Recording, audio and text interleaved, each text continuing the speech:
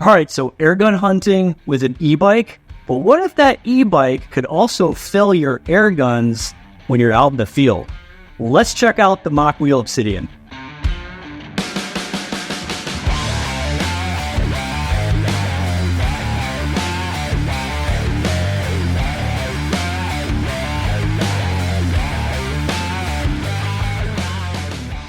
All right, so about a year ago, Donnie from Donnie FL and PCP Kong reached out to me, and he wanted to do a durability test. We wanted to do a year-long, just beat the snot out of this thing and see if we could get it to survive an entire year of use through all the different conditions that I have up here in northern Michigan. And around that same time, I was looking at getting into e-bikes for hunting. So if you look at the big hunting YouTube channels, a lot of those guys are running e-bikes. And I got into the reasons why you would want to run an e-bike, and quite honestly, it has a lot to do with having that maneuverability and mobility in the hunting woods. And while I was doing my research, I came across a company called Mokwheel, and there's just hundreds, if not thousands, of e-bike companies out there. What got me interested in this one was they were promoting that they have an onboard battery, an onboard lithium battery that you can actually use in conjunction with an inverter to then run external electronics. So my wheels got turning. I'm like, okay, wait a second. Is that battery and inverter powerful enough to run an external compressor to fill my air guns in the field? So I reached out to Mokwheel. They sent me one for a review. And so today's review is going to be a lot about that bike, but also how I use that bike for hunting with air guns. And it's very specifically how I'm able to then charge this my air guns off of this compressor with this inverter. It is absolutely awesome. So again, I'm coming up on a year of durability testing on this thing. I have honestly beat the crap out of this compressor. I love this compressor. If you're looking for something that's going to last, as long as you follow the directions on this Lil Foot Compressor, it's going to last you a long, long time. Make sure you put enough silicone oil in it. Make sure you read the directions on how to start it and stop it. I've put it through pretty much everything I can do to break this thing, and it has served me well. So definitely check out this Lil Foot Compressor at donniefl.com. So first off, I am not an e-bike expert. There's a lot of other channels out there that actually cover this bike and other bikes in greater detail.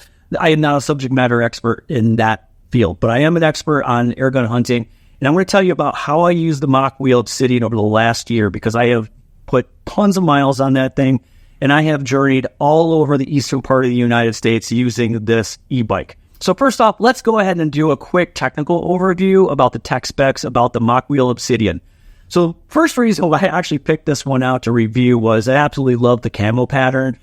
So the Veil company, if you're really familiar with just the inner workings of the hunting industry, Veil is a company that does a lot of deep dive science around camouflage and a lot of like how animals see movement and shapes in the woods.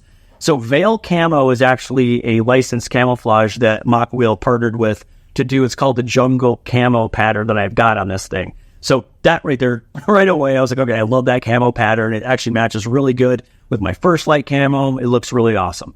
So beyond that, the functionality of this e-bike, the biggest thing I wanted to look at is what kind of power does this thing produce? I'm going to talk a little bit about regulation later on this video, because this is something that I learned along the way that's going to be really critical for you to understand if you want to use e-bikes in the hunting woods, because the changing laws and regulations state to state kind of are all over the place right now around having e-bikes on public land, but we'll cover that towards the end. So first off, this thing has 1,000 watts of continuous power, 1,300 watts of peak power. So what that means is I was looking for something. Look, I am not, a 20-year-old anymore that's like, 150 pounds. I'm pushing 200 pounds now with all my gear. I'm looking about 250 pounds sometimes riding around with my backpack full of my crossbow or my guns, my rifle, my decoys. That's a lot of weight. So I needed to have something that had enough juice to basically get me where I needed to go and potentially even up some terrain. So at 1,000 watts continuous power, this Mokwheel, it's using a rear hub motor, and this thing can basically do burnouts in the dirt.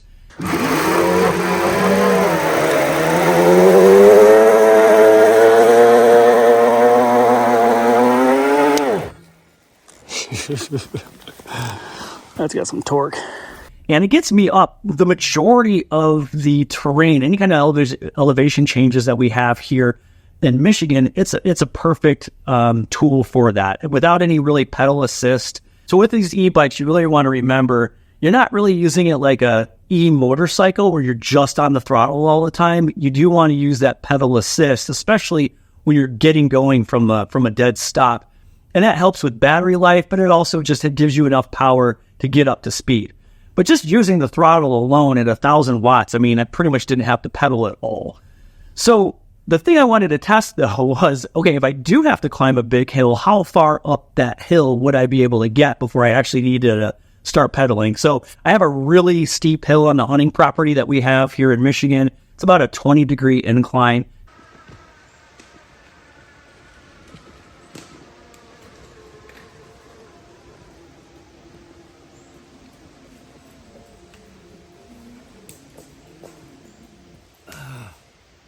Okay, so we've made it halfway up this incredibly steep hill here. And again, the 1,000-watt motor did a really good job of getting me this far. But to get me the rest of the way, it has something called walk assist, where I hold that down, the down button, hold it for 4 seconds. And now, that little icon right there, that's walk assist. So now, check that out, one-handed. We're just walking up this hill.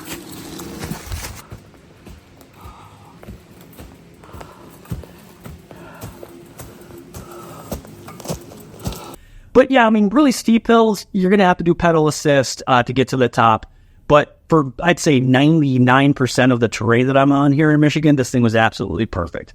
So let's talk about the suspension real quick. The other thing here in northern Michigan, it's very sandy terrain. We have I live very close to Lake Michigan.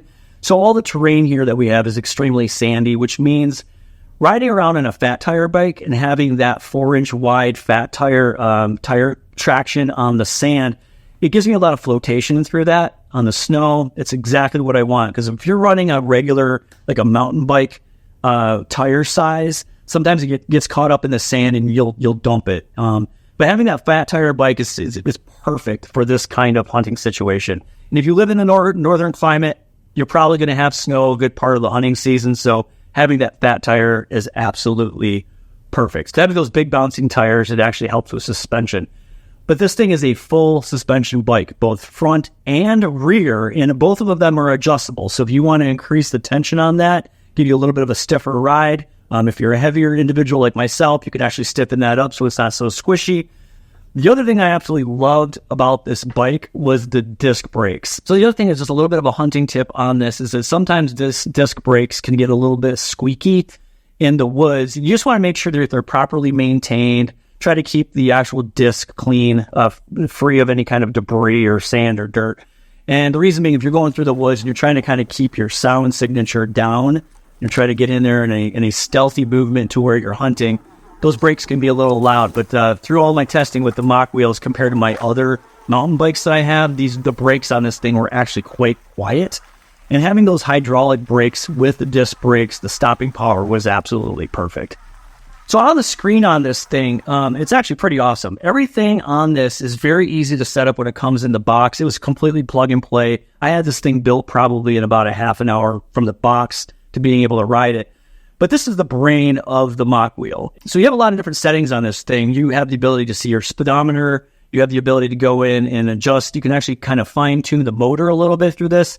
You reset your trip distance. There's so many settings in this, and the screen is absolutely clear. Now, I did have one problem in my testing, and again, all of this was durability testing over the last year. I put this thing through rain and snow and heat and dust all over the place. I did get a little bit of moisture behind this, and the reason why I have this is I did have to do a warranty claim, and within a week, Mokwheel actually sent me a brand new computer and all the on-off switch and everything like that. So literally, they covered it under warranty. There was just a little bit of moisture in the screen. You'll see on some of these clips here. It wasn't that big of a deal, but literally just did a warranty claim, sent me a new one. Perfect. So far, they have definitely stood behind this product. So as you get into these pedal assist e-bikes, on the computer, there are different levels of pedal assist. And what's kind of cool about this, you can set it at 1, which is basically mostly of you doing all the work as you're pedaling it. And as you hit the throttle or as you pedal it, it actually starts applying power to that rear hub motor. It's kind of a cool kind of sensation as you start pedaling, and all of a sudden it feels like you just get a boost of energy. But then if you move that thing up to 5, you literally could just hit that throttle and ride it almost like an electric motorcycle, lower powered electric motorcycle, but it gets going pretty fast. Off-road, I get kind of top speed about 25 miles per hour off-road, but on the pavement, I actually got up to 35 miles per hour one time going downhill. So setting all those settings in the computer are exactly where you want to kind of set up for your use case. All right, so let's talk about the battery, because that is the reason why I actually got into this whole thing. This is the reason that I wanted to choose the Mokwheel. So it's got a 48 volt, 20 amp hour battery on it, lithium. And what's cool about this is it comes right out of the bike perfectly. And one of the things I realized as I was using this is sometimes you can use that battery as a mobile battery charging system without even the bike. So, I mean, if you look at the cost of lithium battery, charging just for your phone sometimes or for your laptop, having a 20 amp hour battery, 48 volt, that's a lot of juice. Take it right out of the bike, and I was able to go to the range and set this up to have a mobile charging solution. But on the bike, you're going to get, they claim around 80 miles, and that's probably on the lowest setting and with a lot of pedal assist. But I'll tell you what, when I'm out hunting, for me, a mile plus walk or ride back into my hunting location, a mile is pretty long. And also 2 or 3 miles, now you're really getting back in there. It's perfect. I would hunt all weekend long, and I would still have more than half of the battery left. So worrying about range when it comes to hunting, if you're using this as a commuter bike in places where it would be legal to use this, I think they'd be fine, 80 miles per charge, as long as you're charging it wherever you go. But in a hunting situation where you're putting it in the back of your truck and you're going to your hunting location and you're using it as a way to get back to your hunting spot in a stealthy way, more than enough juice. But what could we do with all that extra juice once you get there? Let's say I'm driving it out to the range. So when I first got this, it was right around the same time that we were all going to the Northeast Airguns Classic. And it was awesome. I showed up there. I showed up a couple days early to help with the setup. And we used the Mokwheel Obsidian and the trailer that I was able to get with it. We used it to set up all the barricades and the PRS shooting stations. We used it to go back and forth on the 100-yard bench rest range, setting up the targets, setting up all the camera systems. We're out. Damn, this thing's great. All right, getting set up for the PRS stages. So we've got the lobster traps attached to the Mokwheel Obsidian with the trailer. All right, let's go. And having this thing is kind of a range bike. So if you're going to any of the major airgun competitions, guys, if you've been to those, you know that there's a lot of moving your gear around from one place to the other. So having something like this with the trailer could be useful, and definitely at RMAC, the Northeast Airguns Classic, Pyramid Cup, moving your gear back and forth to the car, going out, show up early, volunteer, help these range officials get these ranges set up. Having this as a kind of a range pit bike, it was absolutely perfect. So using it for a charging system is really the reason why I got this. So how this is done is you can either take the battery out of the bike, or you can actually leave the battery in the bike. So from that juice is then going into this. This is the 1,000-watt inverter that you can get as an optional accessory. So you can actually just run this as the regular plug that you would plug into your wall at home directly into the inverter. So you're not having to use special gator clips or anything hooking it up to your truck battery, which I unfortunately have learned the hard way that you can drain your battery on a vehicle like that if your vehicle is not running. And as a matter of fact, it can put a lot of strain on your alternator when this is pulling close to 1,000 watts of power. Really, it's not the best use to do that on your truck or your car battery. So having an external battery system to do this was absolutely perfect. So running that through the inverter, plugging this in, turn it on. All right, we are right there at 210 bar. Once that gets settled in, it'll come in at 210 there. So let's see how many shots per fill this thing can get. And I went out there with the FX DRS Classic. I sat there for 8 hours playing, shooting. It was almost like having an unlimited supply of air going through the Lil Foot Compressor. So absolutely love the way I could use it that way. So this is where I kind of want to transition into some of the hunting tactics that I've learned. And again, this is my first year as an e-bike hunter. There's a lot of other channels out there that I got to take a deeper dive. But some of the things that I learned this year that I want to pass on to you using the Mokwheel Obsidian, and this is true of probably any e-bike, is first off, you definitely need to learn your hunting regulations and your off-road vehicle regulations in your state. Here in Michigan, the rules and laws are definitely changing. If you go to different states like I do, traveling, make sure you look up what those rules and regulations are, because what you'll find is a lot of times what they designate as an e-bike is often 750 watts or less. Sometimes they do it on mile per hour. Often a 1,000 watt e-bike is considered just a motorcycle, an off-road vehicle. And so when I first got it, I actually had to learn that. And so a lot of the places I normally hunt on public land here in Michigan, I was not able to use it. But one of the things that I did get was the trailer. And so a lot of these times when I'm hunting the national forest here in Michigan or state land where I can't use the e-bike out off the trails, I was still able to use that trailer, and I was able to recover my deer, which was like a 1.5 mile walk back. All right, so one of the cool things about the Mokwheel cart that's made for the e-bike is that if you're out on public land or national forest where you can't have e-bikes out there, you can still drag a deer using the e-bike, using your tree saddle tether. I just dragged this deer about over 1 mile out of the woods, made it to the truck. That Mokwheel trailer is absolutely awesome. So if you're on private land or if you're on public land where you can have e-bikes and it's legal to have that attached, that would have made that job a lot easier.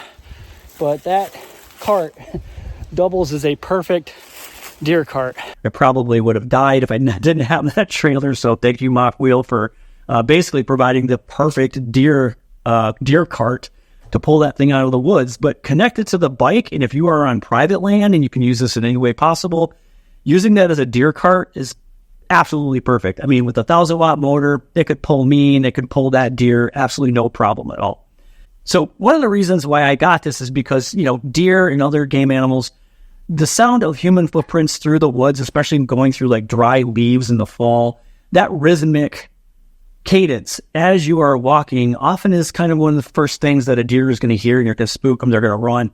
Just from my observation, and if you have used e-bikes in the past hunting, post your experiences below, but for me, I actually think it does create a little bit of a better opportunity for you to move from your truck to your hunting spot in a different way because the sound is different. The sound of the motor on this thing, it is not silent.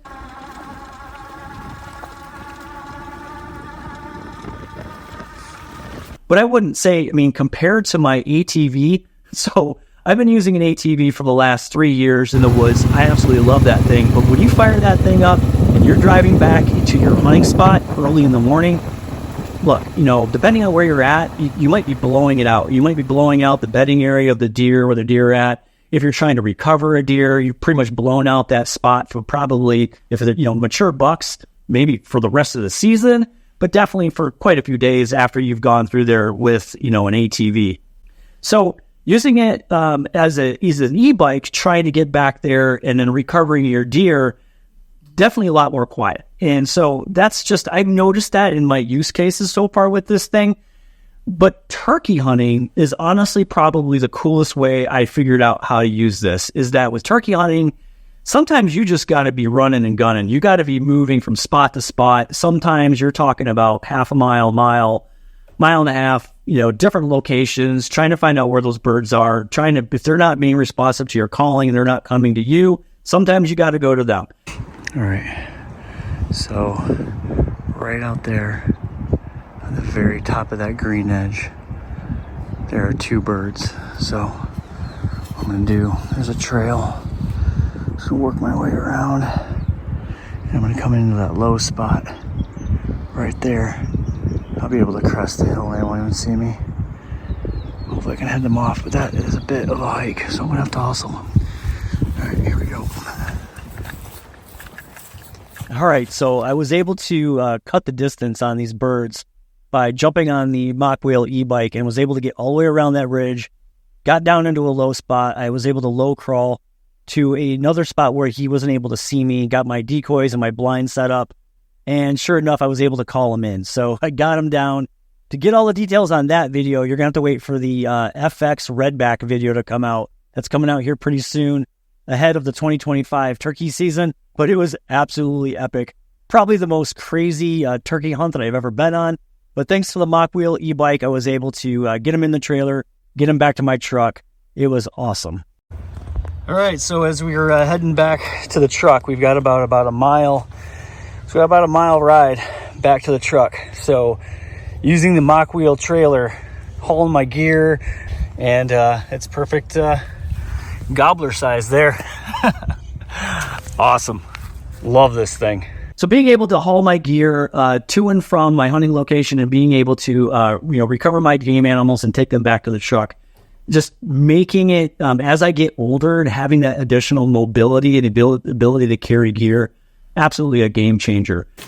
Okay, so here is a little bit of a pro tip. If you are going to get an e-bike, really plan out how you plan on transporting it, because ever since April, I have been putting it in the back of my truck and it's worked pretty well. I'm using these tie-down straps, keeps it relatively secure. There have been a couple times I've gotten in a hurry, I've put it up here, the bike trailer is there and the wheels are in the back for the trailer. There have been a couple times though I've got into a hurry and I didn't properly secure it, and you'll notice I get a little bit of rub wear here on the side. So all of that right there, that's on me from not properly securing the bike in the back. They do make hitch mounts, and the other reason why you'd like to get a hitch mount is this right here. This is a little love kiss that I got in West Virginia as I was using my e-bike turkey hunting, and with the tailgate down, the rear view camera, I can't see where I was going, and I hit a tree.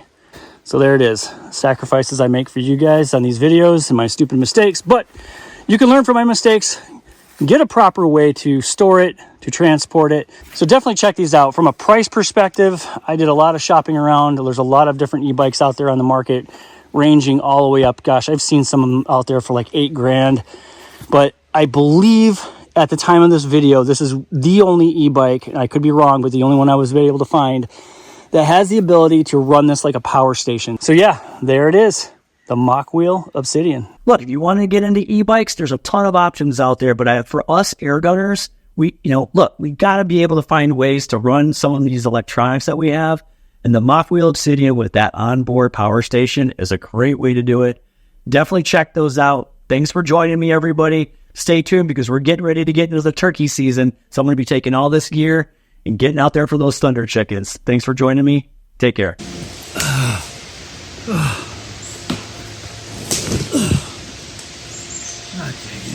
dang it.